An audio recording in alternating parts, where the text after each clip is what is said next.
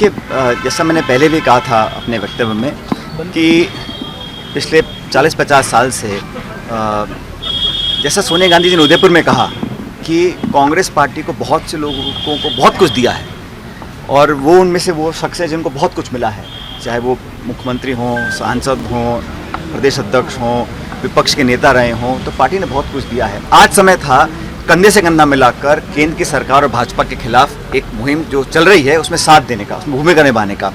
कहीं ना कहीं वो अपनी जिम्मेदारी से पीछे हटे हैं और जैसा मैंने कहा, जब सोनिया गांधी जी खुद कह चुकी हैं कि जिन जिन लोगों को पार्टी ने इतना कुछ दिया है, आज समय पार्टी को वापस देने का है, वो करने के बनस्पत वो पार्टी छोड़ के चले गए, तो जनता और समय तय करेगा कि निर्णय कितना सही था, कितना गलत था। बहरहाल हम लोगों का 4 तारीख का आयोजन पूरी तैयारी से हम लोग लगे हुए हैं और 7 तारीख की जो भारत जोड़ो यात्रा है ये भी ऐतिहासिक होगी और सब मिलकर उसमें पार्टिसिपेट करेंगे। संगठन चुनाव का कार्यक्रम घोषित हो गया, क्या गैर गांधी अध्यक्ष मिलने जा रहा है पार्टी? देखिए, ये वेणुगोपाल जी जो संगठन महासचिव हैं, उन्होंने खुद कहा है कि मिस्त्री जी जो चुनाव प्रणाली के हमारे सीए के अध्यक्ष हैं, उन्होंने एक शेड्यूल बनाया है और जैसा वेणु जी ने कहा कि इस कांग्रेस में चुनाव प्रक्रिया है, कोई भी व्यक्ति नामांकन दाखिल कर सकता है।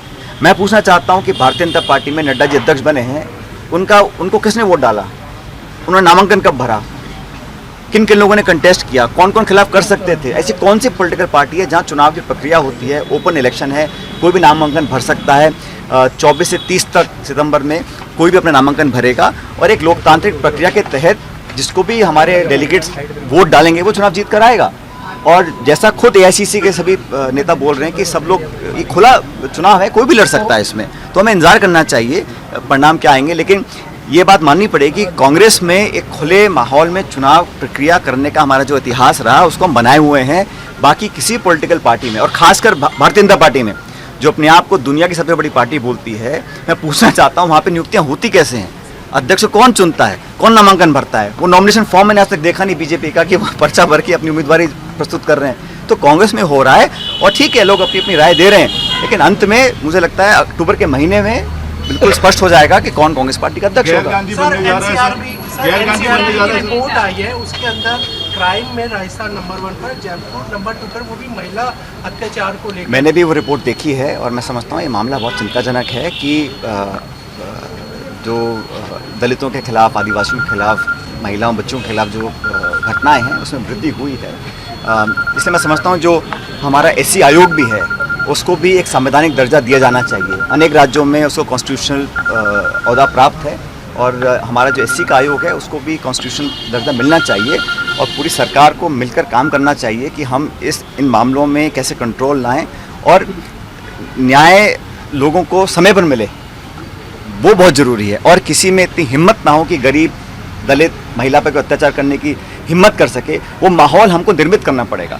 जब जालौर में गया था मैं तब भी ये कहा था कि सिर्फ कानून बनाने से या लेजिस्लेशन लाने से लोगों के जहन में डर नहीं बैठता, अपने एक्शन से एक वातावरण हमको ऐसा बनाना पड़ेगा कि कोई भी व्यक्ति ये हिम्मत ना कर सके कि बच्चियों पे, दलितों पे, आदिवासियों पे इस तरह का कोई आक्रमण कर सके, अत्याचार कर सके। वो जिम्मेदारी हम लोगों की है, उसमें पूरी ताकत से सरकार काम करेगी और भविष्य में मैं समझता हूँ हालत को हम लोग बेहतर बना सकेंगे। सर, छात्र संघ चुनाव में कांग्रेस की जो आई है एनएसयूआई, प्रदर्शन बहुत अच्छा नहीं रहा, क्या युवाओं का मुंह भंग हो रहा है पार्टी से? सर देखिए, चुनाव जो हुए उसमें ये बात सही है कि एनएसयूआई को बहुत सफलता नहीं मिली।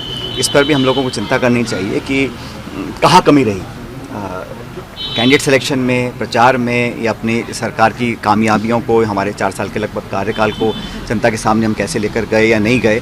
तो नौजवान, देखो, इस प्रदेश का बहुत बड़ा हिस्सा है मतदाताओं का और देश में भी।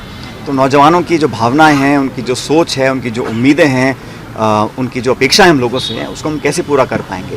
क्योंकि लगभग 14 मेरे ख्याल जगह चुनाव हुए थे, वहाँ सफलता नहीं मिली। तो ये एक निश्चित रूप से इस पर पार्टी को भी और छात्र संघ का जो हमारा संगठन है उसको भी चिंता करनी चाहिए कि ऐसे परिणाम क्यों आए।